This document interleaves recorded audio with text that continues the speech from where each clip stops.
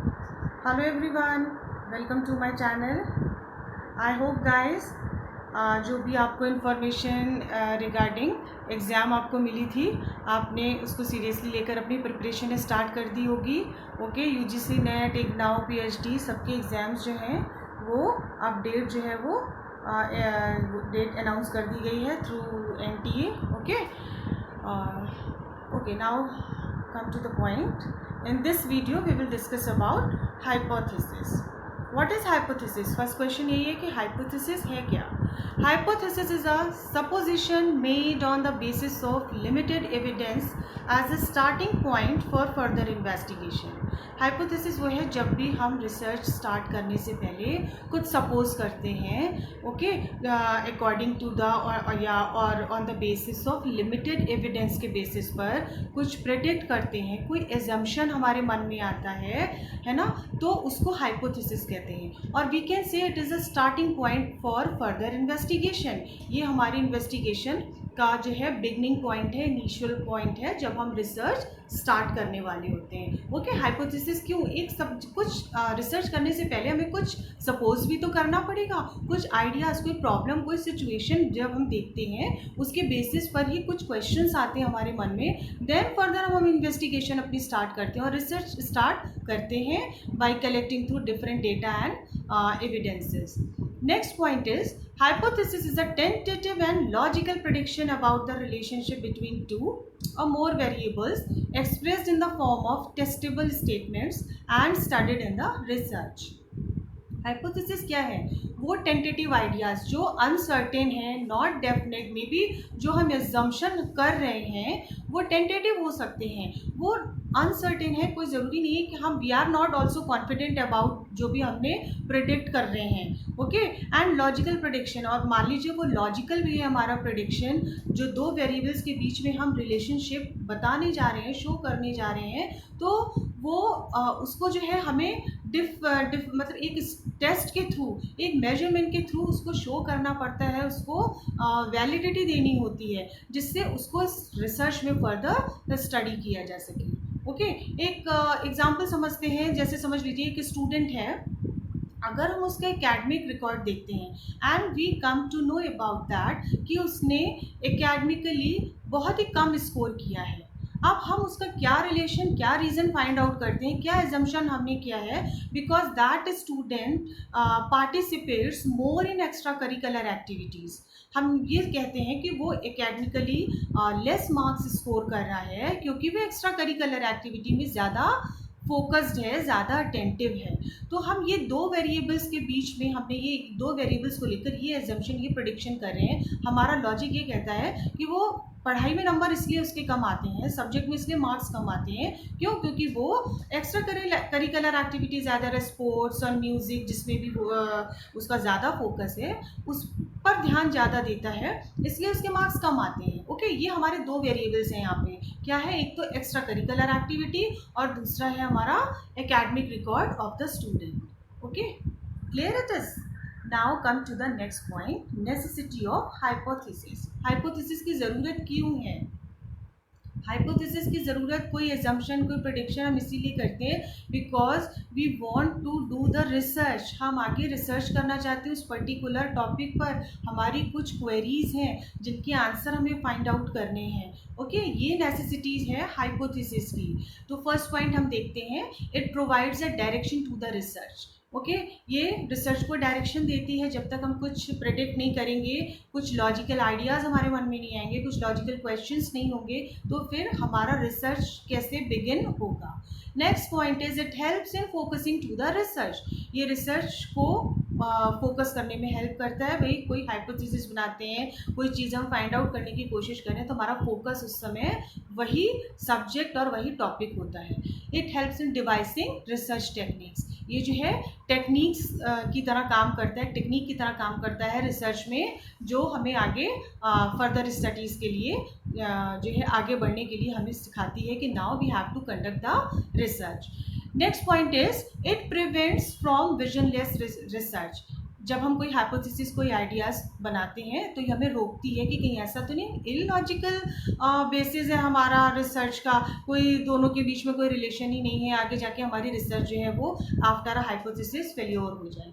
Okay, next point is it predicts the it indicates the types of research design. जब hypothesis बनती है it is like we can know that tentative ideas और tentative solutions होते हैं, उसके basis पर ही हम ये डिज़ाइन कर पाते हैं कि हमारा रिसर्च का टाइप कैसा होगा. अभी हम डिफरेंट टाइप्स ऑफ रिसर्च आगे डिस्कस करेंगे इस वीडियो में.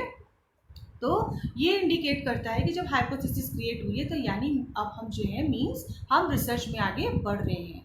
It predicts the expected outcome of the research. Hypothesis ये प्रिडिक्ट करती है कि आफ्टर एजम्पशन किसी ने कुछ देखा है, कोई प्रॉब्लम फाइंड आउट करी है, तो उसका आउटकम क्या एक्सपेक्टेड है रिसर्च में, क्या उसका रिजल्ट आने वाला है. Right, now come to the next characteristics of good hypothesis. Characteristics of good hypothesis. Number 1, explain what is expected to occur. अब जब हमने कुछ एक्सपेक्ट, जो कुछ भी हमने प्रेडिक्ट किया है, जो एजम्पशन हमारे मन में आए, जो भी क्वेश्चन आए हैं, तो हमें उन्हें एक्सप्लेन करना है कि what is expected to occur, क्या होने वाला है, और व्हाट जो भी क्या हुआ था, व्हाट व्हेन और हाउ, जो भी हमने डिस्कवरी करी है अपनी, जो भी हमने प्रिडिक्शन है हमारा, उसके बेसिस पर क्या आउटकम आ सकता है.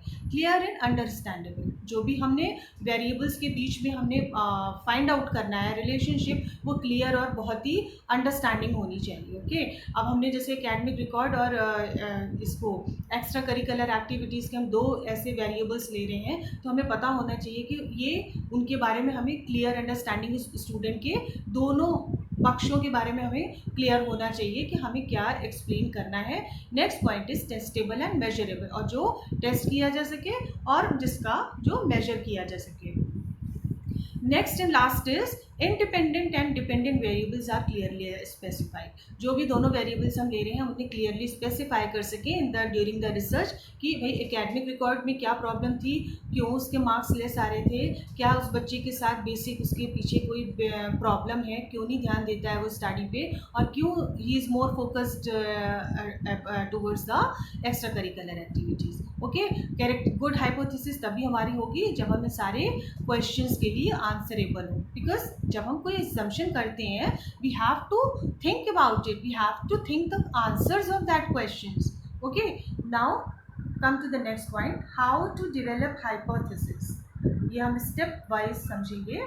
Step 1, finding out details information through literature review on the research topic. Okay, अब मान लीजिए हम किसी लिटरेचर के किसी टॉपिक पर रिसर्च कर रहे हैं, तो उस फर्स्ट स्टेप में ही हम उसकी डिटेल इन्फॉर्मेशन निकालेंगे, डेटा कलेक्ट करेंगे, एविडेंसेस कलेक्ट करेंगे, है ना, क्योंकि तब जिससे वही है कि कुछ एजम्पशन हमारे मन में फिर आएगा, कुछ हम प्रेडिक्शन करेंगे जो लॉजिकल होंगे, फिर उन डिटेल इन्फॉर्मेशन के बेसिस पर जो है हम नेक्स्ट स्टेप के टूवर्ड्स मूव करेंगे. Step 2, thinking about the question which is still need to be answer. अब उस टॉपिक से रिलेटेड कुछ क्वेश्चन हम सोचेंगे, उसके क्या पॉसिबल आंसर हैं जो भी रह गए हैं, जो हमें आंसर करने चाहिए. नेक्स्ट स्टेप 3, गेसिंग the possible answer of the question. हो सकता है एक ही क्वेश्चन के आपको कई आंसर आ रहे हो, लेकिन जो पॉसिबल और जो एक्यूरेट आंसर होगा हम उसे गेस करेंगे फर्दर आगे रिसर्च में यूज़ करने के लिए. Step 4, forming the hypothesis from the possible answer. जो भी पॉसिबल आंसर, जो भी एक्यूरेट आंसर हमने इस क्वेश्चन का फाइंड आउट किया है, उसके बेसिस पर हम जो है हाइपोथेसिस फॉर्म करेंगे. क्लियर? ये सारी चीज़ें मैं बिगनिंग से आपको बताती आ रही हूँ कि हाइपोथेसिस के स्टेप्स क्या हो सकते हैं.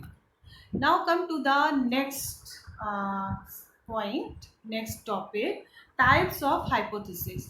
टाइप्स ऑफ हाइपोथेसिस, यहाँ पे मैंने 1 to 10 कुछ हाइपोथेसिस ली हैं जो इम्पॉर्टेंट हैं. Number 1, null hypothesis, directional hypothesis, non directional hypothesis, causal hypothesis, simple hypothesis, complex hypothesis, empirical और working hypothesis, alternative hypothesis, logical hypothesis, and last is statistical hypothesis. Okay, these are the important hypothesis. Means जब हम research करते हैं तो hypothesis भी हमारी जो है वो डिफरेंट काइंड्स की हो सकती है, जिसके बेसिस पर हम फर्दर रिसर्च कंडक्ट करते हैं. Now we will discuss in this video first one, null hypothesis. Okay, null hypothesis. Null, as the name suggests, zero.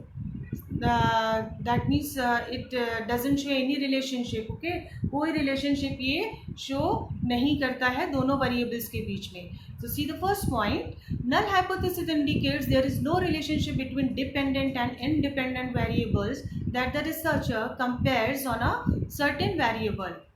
Null hypothesis का इंडिकेशन ये है कि कोई भी रिलेशनशिप डिपेंडेंट इंडिपेंडेंट वेरिएबल्स जो जिनके ऊपर हम रिसर्च कर रहे हैं, हमारे मन में जो प्रेडिक्शन है, जो हमारा बेसिक आइडियाज़ जो हमारे मन में आए हैं, वो उनके बीच में कोई रिलेशन नहीं है. नल मीन्स ज़ीरो. वो दैट मीन्स या तो परफेक्ट हो सकती है या फिर रिजेक्टेड हो सकती है. दो ही रीज़न इसके हो सकते हैं.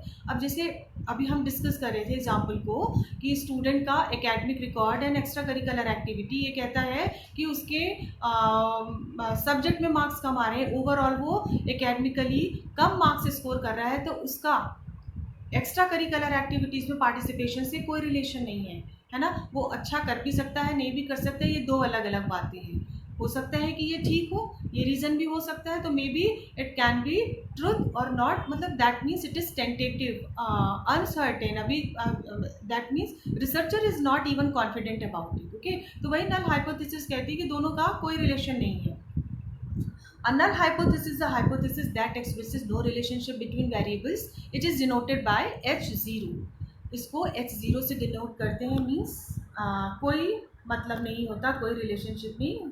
ओके, वही एग्जांपल देखिए इसमें यहाँ पर एक्सप्लेन मैं आपको एक बार फिर से करती हूँ. इसको नल हाइपोथेसिस के थ्रू कैसे एक्सप्लेन किया जा सकता है, क्या इंडिकेट करता है. Academic performance of students will not be affected who participate in extracurricular activities and those who do not participate. Academic performance किसी स्टूडेंट का अफेक्ट नहीं होता है ना, अगर वो एक्स्ट्रा करिकुलर एक्टिविटीज़ में पार्टिसिपेट कर रहा है. हो सकता है कि वो दोनों ही चीज़ में बहुत अच्छा हो, वो एक्स्ट्रा करिकुलर एक्टिविटीज़ में पार्टिसिपेट भी कर रहा है और उसका एकेडमिकली परफॉर्मेंस भी अच्छा है, उसमें फर्स्ट भी आ रहा है, हर सब्जेक्ट में उसके 90 to 100 मार्क्स भी आ रहे हैं. एक्सीलेंट एंड अच्छा परफॉर्मेंस, आउटस्टैंडिंग उसका रिजल्ट आ रहा है. ओवरऑल उसका जीपीए जो है वो बहुत अच्छा बन रहा है. या फिर and those who do not participate, और जो नहीं पार्टिसिपेट करते हैं उनका भी एकेडमिक परफॉर्मेंस जो है वो अच्छा है, वो भी अच्छा परफॉर्म करें, वो भी आउटस्टैंडिंग एंड एक्सीलेंसी शो कर रहे हैं. तो नल हाइपोथेसिस ये इंडिकेट करता है कि दोनों वेरिएबल्स के बीच में ज़रूरी नहीं है कि कोई रिलेशनशिप हो, है ना. जैसे कि अभी इसी एग्जांपल को हमने देखा, दो अलग अलग वेरिएबल्स हैं लेकिन स्टूडेंट के परफॉर्मेंस का आपस में इन दो चीज़ों से कोई मतलब नहीं है, कोई रिलेशन नहीं है. That indicates null hypothesis. I hope student it is clear to you all. In this video only we will discuss about null hypothesis, and in the rest video we will explain, we will learn about some other kinds of hypothesis. So keep learning and keep watching, and all the best for your exam. Okay, thank you.